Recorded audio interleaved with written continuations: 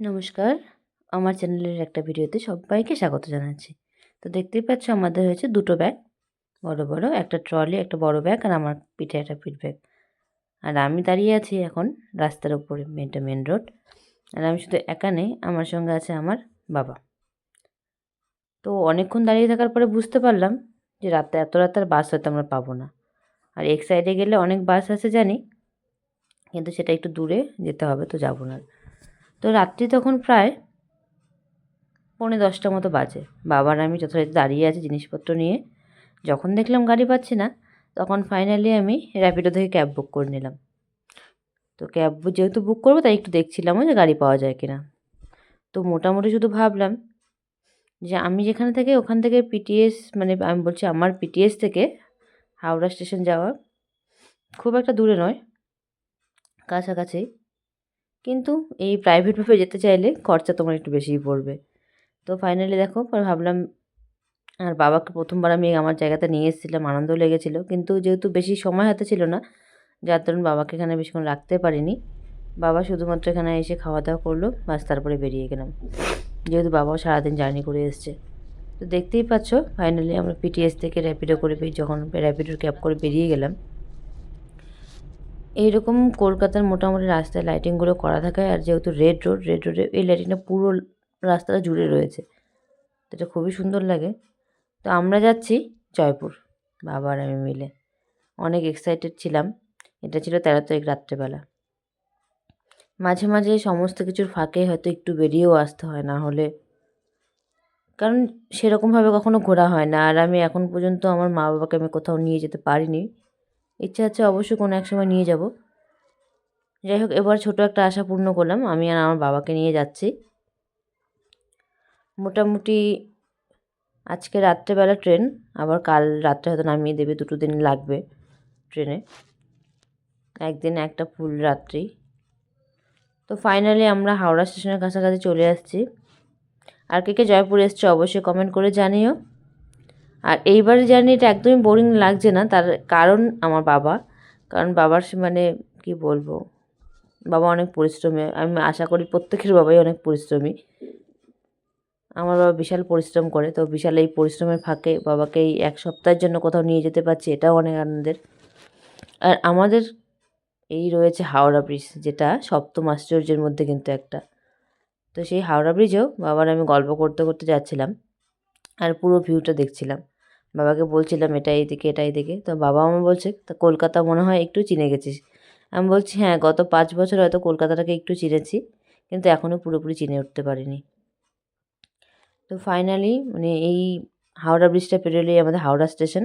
বলতে বলতে চলে এসেছি। আর একবার যেহেতু আমি গন্ডগোল করেছি, এই জন্য এবার কোনোবার আর কোনো গন্ডগোল করব না, কানে হাত দিয়েছি। দেখতেই পাচ্ছ আমাদের ট্রেন নাম্বারটা রয়েছে সবার লাস্টে, হাওড়া বিকানের এক্সপ্রেস 22307। ট্রেনের টাইমটা ছিল 11টা 25-এ।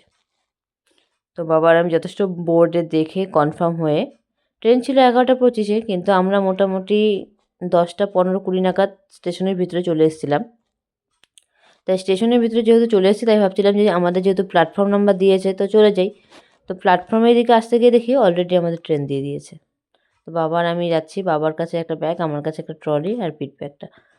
তো দুজনে মিলে হাঁটতে হাঁটতে দেখো চলে আসছি। আর ছোটোবেলায় হয়তো বাবার হাত ধরে যেতাম সব জায়গাতে, এর থেকে আনন্দের কিছু হয় না। আর এখনও বড় হয়েছি মানে যে গার্জেন, মানে আমি তা নই, গার্জেন এখনও বাবাই। আমি শুধু বাবাকে ফলো করছি, ব্যাস। পেয়েছি কয়েকটা দিনের সময়, 1 সপ্তাহ মতো। এই 1 সপ্তাহে চলে যাব। ফাইনালি আমরা ট্রেনে উঠে পড়লাম। আর এখান থেকে যখন ট্রেনটা ছাড়বে দৌকা দৌকা করে বেরিয়ে যাব। যেহেতু রাতে ট্রেনে উঠেছিলাম, তো রাতে উঠে সবাই খাওয়া দাওয়া করে এসেছি, শুয়ে পড়েছিলাম। আর সকালবেলা উঠে ফ্রেশ হয়ে সবার আগে একটা করে জেলোসিল খেয়ে নিলাম, বাবাকেও একটা দিলাম, আমিও একটা খেলাম। যেহেতু রাত্রি জায়গা, ট্রেন জার্নি, অসুবিধা হতে পারে, তার জন্য। তো সবাই ঘুম থেকে উঠে পড়েছে। ঘুম থেকে উঠে সবাই যথারীতি সেই মিডিল সিটগুলো নামিয়ে সবাই যার যার মতো বসেছিল। আর দেখো আমার বাবা ওই দিকটাতে বসে আছে। আর আমাদের সিট ছিল একটা মিডিল আর একটা আপার। তো আমি যথারীতি আপারেই ছিলাম সারাক্ষণ, নিচে নামিনি। আর তোমাদের সাথে একটা লেটেস্ট নিউজ, এটা মানুষ সবাই হাসে। এই নাকের যে দাগটা দেখতে পাচ্ছ, খুব কষ্ট হচ্ছে এটা দেখে, জানি না কতদিনে যাবে, কিন্তু কিছু করার নেই। নিজেরই এত খারাপ লাগে। আমি শুয়ে আছি আর সেটাই ভাবছিলাম যে আমার মুখে এমনিতেই অনেক, মানে কী বলবো, কোনোটা দাগ আসলে চটজলদি যায় না। তো আর এই ইঁদুর পুরোপুরি কামড়ে দিয়েছিল। বিছানায় পিটিয়েছে যখন ছিলাম তখনই কামড়েছে। এর জন্য আমাকে 4-4টা ভ্যাকসিন মানে দিয়েছি। এটা নাকে দাগ হয়েছে, ভ্যাকসিনের জন্য 2 হাতে দাগ হয়ে রয়েছে। কেউ কি আছে এরকম যে এখন মানে কখনো ইঁদুরের কামড় খেয়েছো? তো যাই হোক, এটা একটা রইল গল্প। অনেক সময় অনেকের জীবনে অনেক কিছু ঘটে যায়, মানে অনিচ্ছাকৃতভাবে, কিছু করার থাকে না। তো দেখতে পাচ্ছ আমার মাথার উপর অনেক লাগেজ, কারণ মিডিল সিটে কোনো কিছু রাখিনি, কারণ মিডিল সিটে যখন তখন নামাতে হয়, এই জন্য সব উপর সিটে রেখেছি। আর ট্রলিটা রেখেছিলাম ট্রেনের একদম নিচের যে বেডটা রয়েছে, বেডটার নিচে, লোয়ারের নিচটায়। তো একা একা উপরে শুয়ে আছি। আর এই দেখতে দেখতে ফাইনালি আমরা চলে গেছি জয়পুর স্টেশনের কাছাকাছি। তো যখন নামবো, যেহেতু নামবো ঠান্ডা ঠান্ডা লাগছে, সব ঢেকে ঢুকেই নামছিলাম। বাবা আবার একজনের সাহায্য করবে বলে আমাকে বারবার বলছে। আমি বলছি ঠিক আছে, তুমি তাকে সাহায্য করে দিও, আমাদেরগুলো আমি নামিয়ে নেবো, অসুবিধা নেই। তো ফাইনালি দেখো এই ট্রেনটা থেকে আমি নেমে যাব। নেমে গেছি। নেমে যাওয়ার পর ট্রেনটাকে আরেকবারের জন্য বাই বাই করে দেবো। দেখতে পাচ্ছ 11টা 31 বাজে। ট্রেনটা থেকে নামার টাইম ছিল 11টা 55, কিন্তু নামিয়ে দিয়েছে যথাযথ তাড়াতাড়ি। আর দেখো আমাদের দাদা নিতে এসছে, আমাদের পিক আপ করতে এসছে।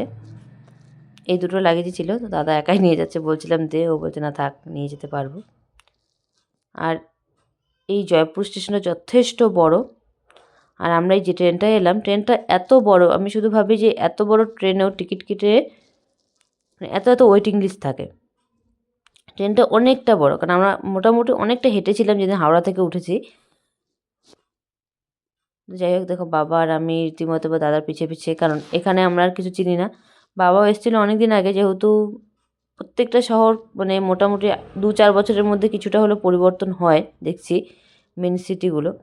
তো আমি এলাম আমাদের সেই পশ্চিমবঙ্গের রাজধানী কলকাতা থেকে। আর এখন আমরা আছি মানে কি বলবো, রাজস্থানের রাজধানী জয়পুরে। তো দেখো জয়পুর স্টেশনটা, অবশ্যই এখানে একটা অন্যরকম ভাইব আছে বলতে হবে, কারণ স্টেশনের বাইরেটা দেখলাম তো একটা রাজকীয় ভাব অবশ্যই এদের মধ্যে, রাজপুত ঘরানার একটা বিষয় রয়েছে। তো স্টেশনটা যথেষ্ট বড়, আর স্টেশনটা ভালোই লাগলো। তো ফাইনালি দাদা স্কুটি নিয়ে চলে এসেছিলো। তো স্কুটি নিয়ে দাদার বাড়িতে যেতে বেশিক্ষণ লাগে না, এই 10-12 মিনিটের রাস্তা। তো বাবার আমি উঠে গেছি ওর পেছনে। রাত্রিবেলা যেহেতু, তাই কি বলবো, আর তিনজনই চলে যাচ্ছে ওইভাবে। আর এখানকার রাস্তাঘাটও যথেষ্ট দেখছি রাত্রেবেলা, যেহেতু আমরা নেমেছি এত রাত্রেবেলা, রাস্তাঘাট যথেষ্ট ফাঁকা ছিল। আর এখানকার বলবো পরিবেশ, রাস্তাঘাট দুটোই খুব ভালো লাগলো। আর আমার বাবা দাদাকে বলতে বলতে যাচ্ছে, আচ্ছা এটা ছিল না, এটা হয়েছে। দাদা বলছে হ্যাঁ তখন এরকম ছিল না, বলো মামা। তো এরকমই চললো। তো ফাইনালি এই গল্প করতে করতে আমরা চলে এলাম পিসি বাড়ি এসে সেখানে ফ্রেশ হয়ে খাওয়া দাওয়া হয়ে আরেকটা পিসি বাড়িতে, মানে আমার পিসি বাড়ির আরেকটা নতুন মানে ঘর বলবো, তো সেখানে চলে এসেছি আমরা শোয়ার জন্য শুধুমাত্র। তো রাত মোটামুটি 2টো তখন পেরিয়ে গেছে যখন এখানে এসেছিলাম। ঘুমোতে ঘুমোতে 3টা বেজে যায়। কেমন লাগলো ভিডিওটা সবাই জানাবেন। এটাই ছিল আমাদের ট্রেন জার্নি।